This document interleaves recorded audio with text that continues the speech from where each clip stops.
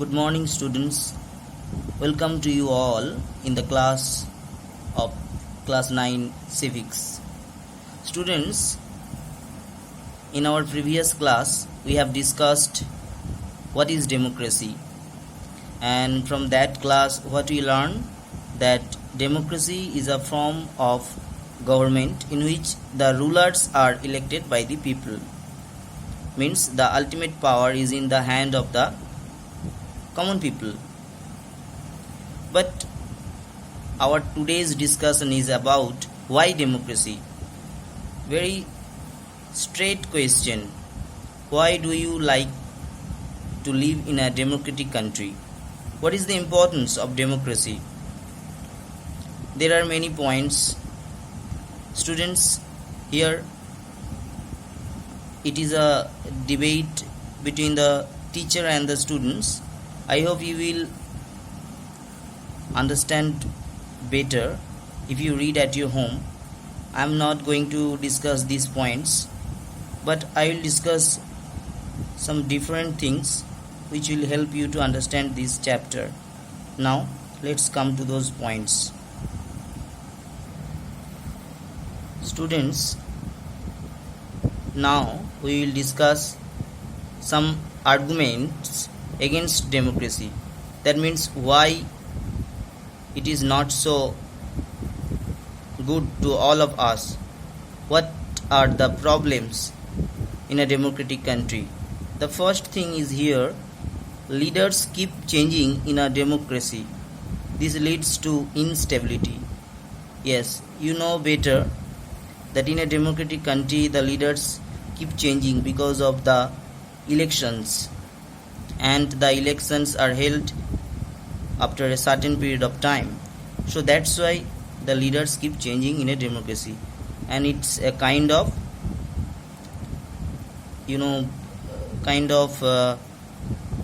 problem. You can take it. Okay, next point is democracy is all about political competition and power play. There is no scope for morality. You all are now living in a situation where you can understand this thing.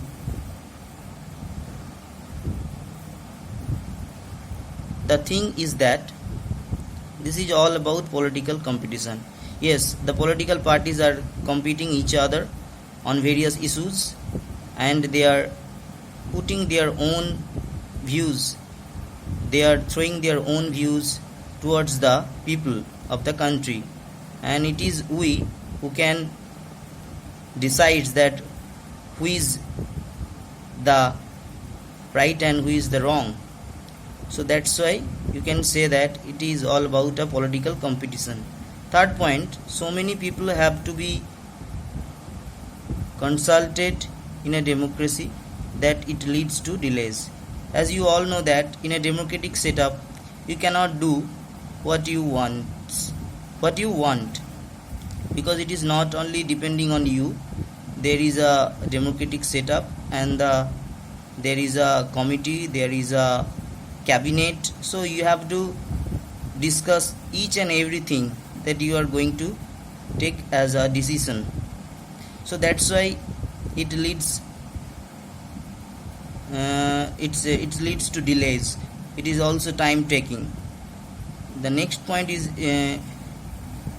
elected leaders do not know the best interest of the people. It leads to bad decisions. Some of the time what happens, the leaders are not interested. They don't know what is the best for the people. So that's why they took many decisions, and which became so much unpopular, and it was not the best for the people. Next point, democracy leads to corruption, for it is based on electoral competition. You know all these things very well, as you all know that what is happening in our country right now. In all of the cases what we see, there is one subject, that is corruption, and it's the roots of this corruption is political parties and these all things. And so that's why in a democratic country it is always coming after the name of the leaders, corruption. That is a very negative points for the democracy. And the next one is, ordinary people don't know what is good for them. They should not decide anything. How they will understand that what is good for them? Because they have already decided that who will represent them, as we are living in a country where there is the representatives whom they already choose.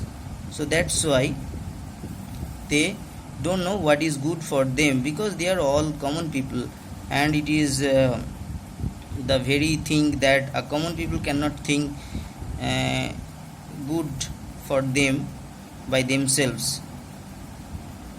Okay, so that's are the points which we are now discussed already, which we are already discussed, and these are the points that are against the democracy. Now we have to discuss some points, some arguments for democracy, so that you can understand better. Okay, otherwise you will have an impact on you that there is nothing good in a democratic country, in a democracy. So you will then start thinking that this is not right. So there are some good things also. Now we are going to discuss them. The first point for democracy is that a democratic government is better government because it is a more accountable form of government than any other non-democratic country.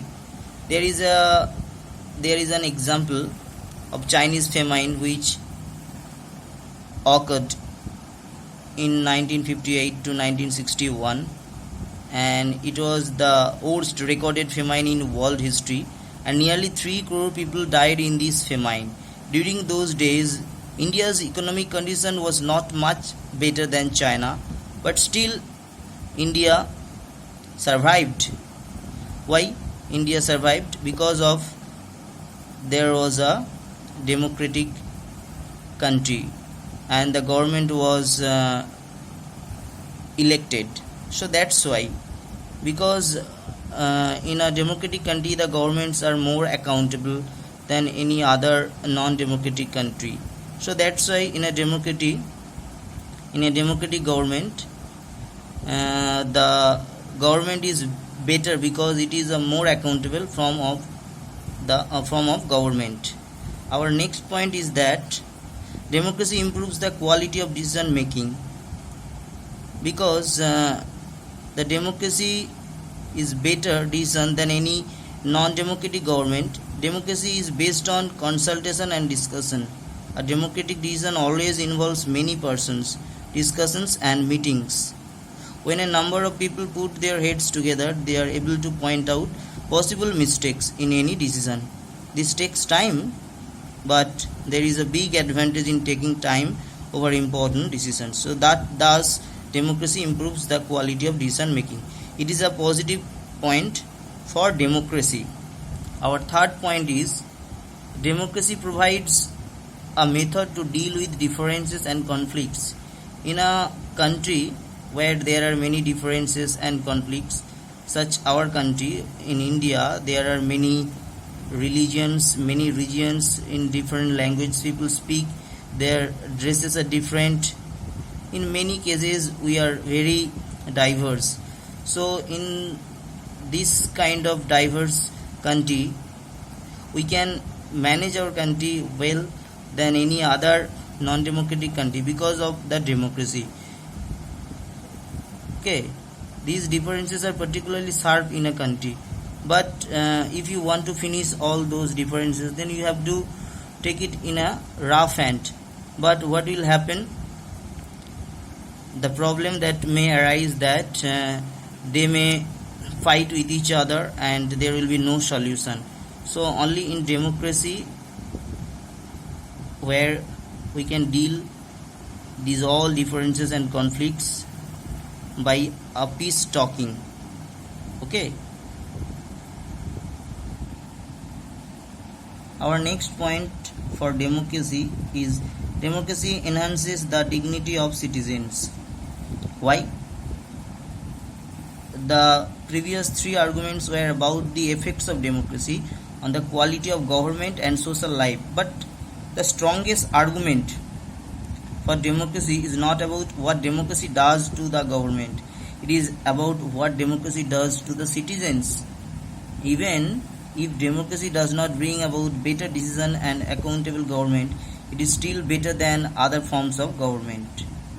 As we discussed above, democracy is based on the principle of political equality, on recognizing that the